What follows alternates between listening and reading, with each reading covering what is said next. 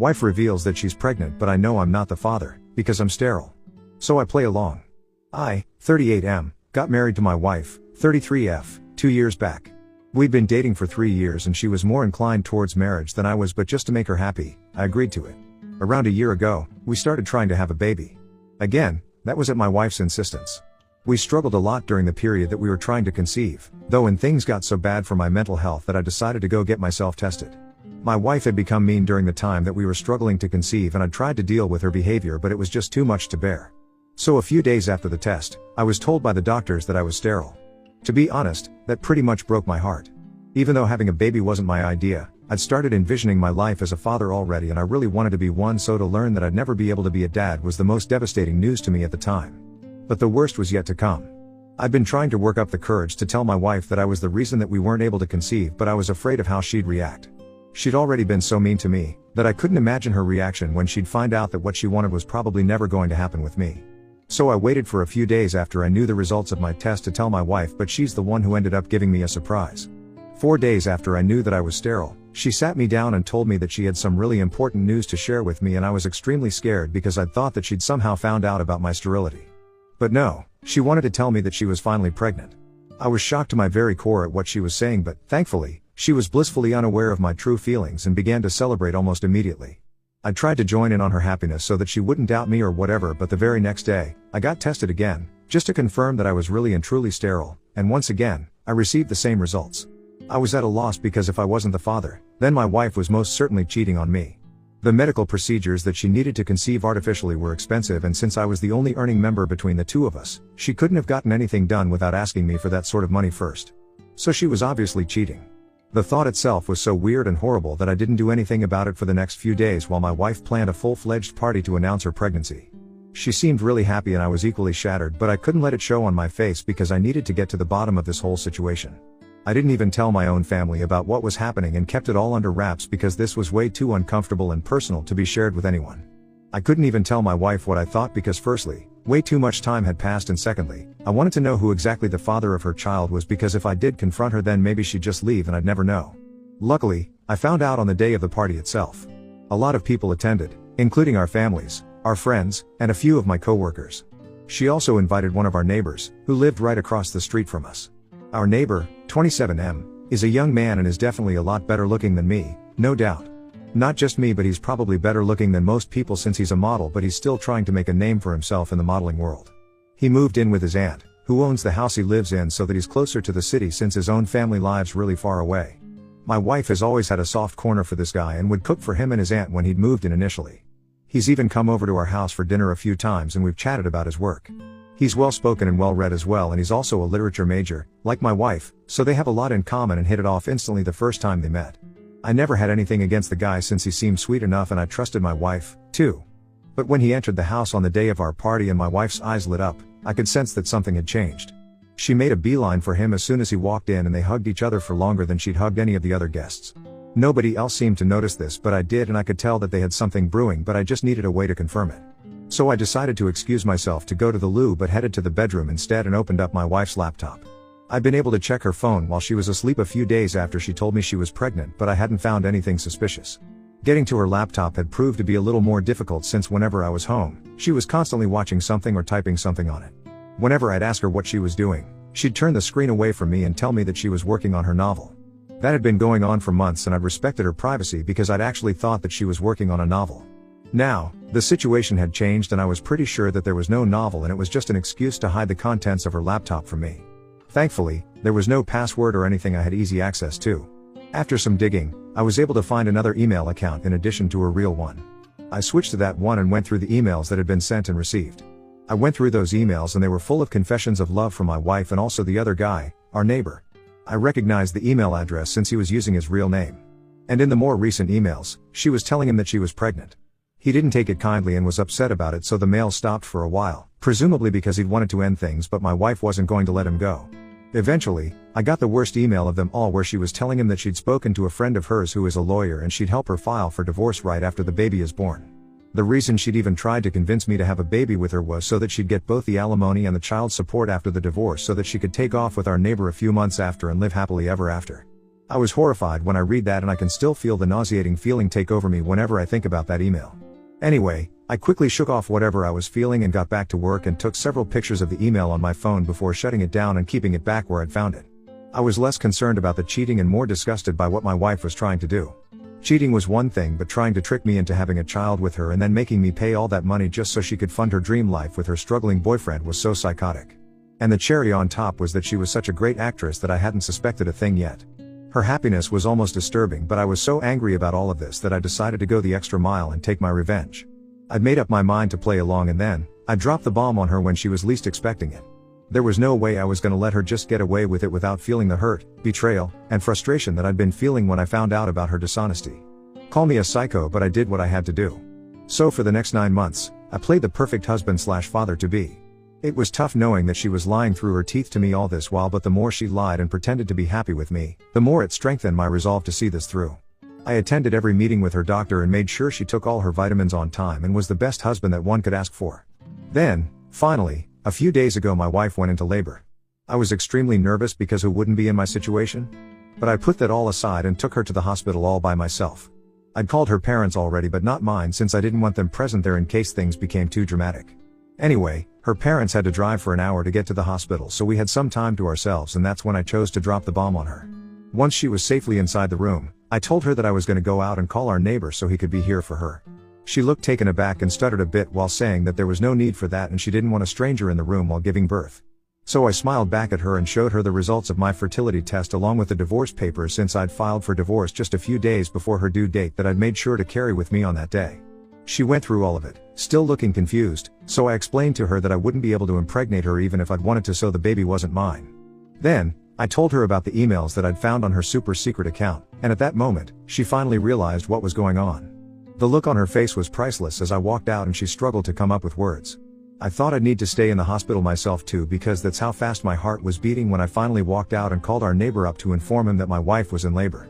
I didn't even wait for his response and hung up as fast as I could. Then, I got into my car and waited for my wife's family to show up. As soon as I saw her dad's car pull up in the driveway, I got out of there as fast as I could. I even turned my phone off for good measure and drove for a while until I got to this motel a little out of town. I'd packed my bags already a few weeks ago and had them stashed in the boot of my car so that I had all that I needed with me and wasn't caught unprepared at any point. I spent the rest of the day watching television, drinking beer, and doing everything I possibly could to take my mind off of things. I went to sleep that night quite peacefully, knowing that I was finally done and dusted with this whole act. The next morning, I woke up and finally turned my phone on. Naturally, there were hundreds of texts from my wife and my neighbor, none of which I bothered to even open, but I did go through some texts that my parents and brother had sent me. I guess my wife had probably contacted them when she couldn't reach me, so I decided to call my parents back and speak to them. I told them that I'd be coming back home in a while and even told them to get my brother there, if possible, so that I could explain the entire situation to them, because they did deserve an explanation for what was happening. I drove to my parents' house and my brother was already there, all of them looking confused and kind of annoyed, which was but natural because to them, I just missed the birth of my own child and it also made them miss the birth of their grandchild. But I sat them down and explained the whole story to them and told them my reasons for what I'd done, and by the time I was done telling them, they were speechless. I was ready to be bombarded with questions and accusations, but nothing of the sort happened. All my dad said was that he hoped nothing worse would happen, and if the others had any other comments, they didn't say anything, so it was all chill on that front. That was a few days back, and while my family hasn't said much, my wife has gone above and beyond to accuse me of ruining her experience of becoming a mother for the first time. She's been trying to call me and text me ever since I left, but I haven't answered anything. Even my neighbor texted me a few hours ago, saying that my wife was really upset and that we should keep our differences aside for her sake and at least try to sort things out with her for once. I can't believe the audacity that these people have, still trying to talk to me and make it seem like this is some petty thing that I'm getting pissed about. He mentioned a couple of other things as well in his text, like how my wife had started to fall back in love with me during her pregnancy, which had been a shock for both of them as well, so I should at least try to give our marriage a second chance. I call BS on that, because if she'd started to fall for me again, then why was my neighbor still in the picture? I don't know why they think I'm that stupid. My wife is upset, but there's nothing I can do about it. She's mostly angry that I'd known everything right from the beginning but had chosen to be with her and put up with this whole act, and accused me of lying to her. AITA for staying with my wife throughout her pregnancy and misleading her despite knowing that the baby wasn't mine and she'd been cheating on me with our neighbor. Update 1. It's been close to a week since the baby was born and I've been staying in a hotel room. I haven't been over to see my wife yet, and neither do I plan on going either. She's still texting and calling me, but I don't know why, since I've made it pretty clear that I'm not interested in speaking to her or hearing her out. I haven't blocked her yet, but I have blocked my neighbor since he'd taken it upon himself to text me and remind me that my wife was still holding out hope and wanted me to get back to her. I'm 100% sure that the only reason he's still with her and trying to get me to forgive her is so that she'll at least get something out of the divorce settlement and the alimony, since both of them are basically unemployed. My wife was a stay-at-home spouse, which I appreciated and respected, but she wasn't just staying at home and doing the chores, she was also cheating on me behind my back, and that was unforgivable. And before anyone attacks me, I'm not the one who suggested that she quit her job after marriage. In fact, I was quite supportive of her back when we were dating and she used to work, but she's the one who said she wanted to quit and take care of our home instead, so I didn't stand against that either, since it was her choice and I earned well enough. Anyway, I'm pretty sure my lawyer will be able to get me out of paying alimony once we can prove that she'd been cheating, which, I'm hoping, is going to be easy. As for my neighbor, he's still struggling to find well-paying modeling gigs, so handling his own expenses, my wife's expenses and a baby on top of that is going to be next to impossible for them even with all their money combined, so good luck to them. I'm just grateful that I'm out of this mess and won't have to give them anything, not even my attention. I just hope that my wife realizes that and doesn't waste more of my time by contesting the divorce. I'm hoping she won't, but then again, given the utter lack of brains, she might as well, so I'm prepared for that as well. The pictures of the emails that had been exchanged on her secret email account are still safely saved on my phone and backed up on my laptop, so I'm not too worried. Even if she decides to delete her account, she cannot delete those images that I have, and I know I'll be good to go. Worst comes to worst, I'll even pay her the alimony, but at least I won't have to be with her. She should count herself lucky. I'm giving her time to vacate our house by herself and haven't forcefully evicted her since the house is registered under my name.